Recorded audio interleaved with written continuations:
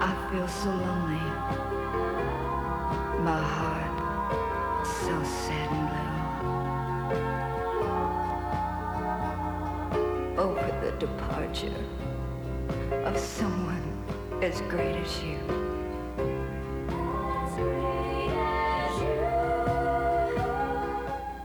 Well, I was real stunned. It's something that you think is never going to happen, and it's kind of like being a duplicate now without an original.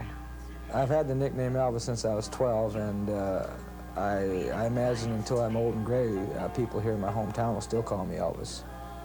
Little girls in the supermarkets when I'm down in Memphis or down in Kentucky or Florida, I see little girls go over and tug on their mama's skirt and say, "Hey, Mama, that guy looks like Elvis."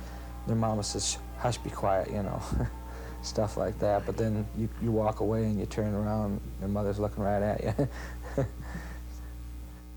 I think our lives and Elvis's, in our lives and Elvis's, there happens to be a lot of coincidences, like the fact that Elvis Presley is a twin and his brother died at birth, and the fact that we're identical twins, and I almost died at birth. I was stillborn. 1966, November 14th, 1966. The movie Blue Hawaii. And I fell in love. And I was a newlywed. Huh. And I told my husband I wanted a divorce. Because I was in love and it wasn't with him. And I said, "How come you don't look that good in your uniform?" Because we were both in the Army at the time. And he looked at me, he said, "What is your problem?" I said, "Never mind. You wouldn't understand." I impersonated Elvis because he was my idol, a person who I looked up to.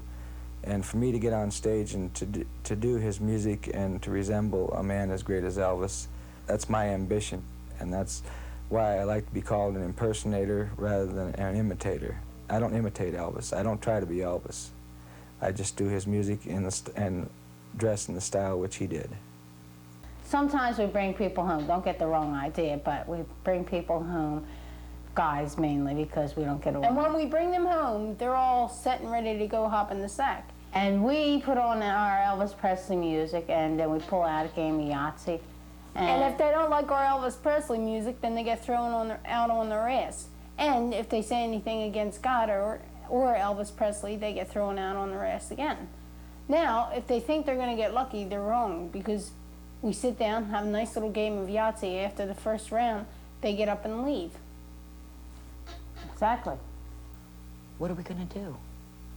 How are we going to live? You know, he's gone. Oh, the king lives on forever through his pictures and his song, and the world keeps on remembering like nothing even wrong.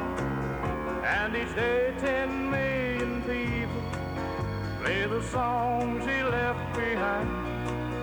Yes, the king lives on forever in our hearts and in our minds.